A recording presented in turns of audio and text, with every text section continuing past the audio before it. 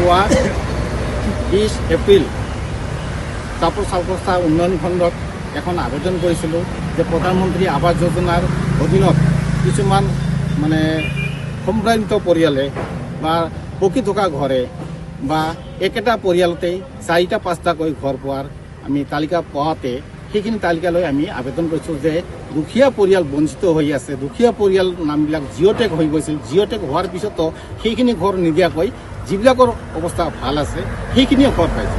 এই বিষয়ে দুখীয়া পৰিয়ালক মানে ঘৰ পোৱাৰ কাৰণে আমি আবেদন কৰিছোঁ। চাপৰ চালকস্তা উন্নয়ন খণ্ডৰ পৰা আমি এখন তালিকা 42জনৰ এখন তালিকা পালোঁ। সেই 42জনৰ তালিকাখনত দেখিলোঁ একেটা পৰিয়ালত 4-5টাকৈ ঘৰ পোৱাৰ মানে তথ্য তাতে আছে আৰু ইতিমধ্যে প্ৰথম কিস্তি 32,500 টকা লাভ কৰিছে। যিজন ব্যক্তি এবাৰ ঘৰ পাইছে সেইজন ব্যক্তি আকৌ ল'ৰা বা নিজৰ ঘৈণীয়েকৰ নাম দি আৰু পোৱাৰ কাৰণে উপযোগী হৈছে। মানে ঘটনা হ'ল আমি যোৱা 20 তাৰিখত PMYৰ যিখন প্ৰধানমন্ত্ৰী আৱাস যোজনাৰ ঘৰ আহিছে সেই তালিকাখন আমি খুজিছিলোঁ।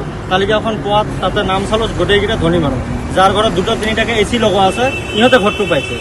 কৰিলোঁ যে ঘৰবিলাক যিহঁতে পাব লাগে ইহঁতে পোৱা নাই আৰু যিহঁতে পাব নালাগে ইহঁতে পাইছে। যাৰ ঘৰত AC লগোৱা আছে, যাৰ বিল্ডিং আছে, আপোনালোকে যাব পাৰে চাব পাৰে, যিহঁতে 3 তলা 4 তলা বিল্ডিং আছে ইহঁতে ঘৰবিলাক পাই আছে।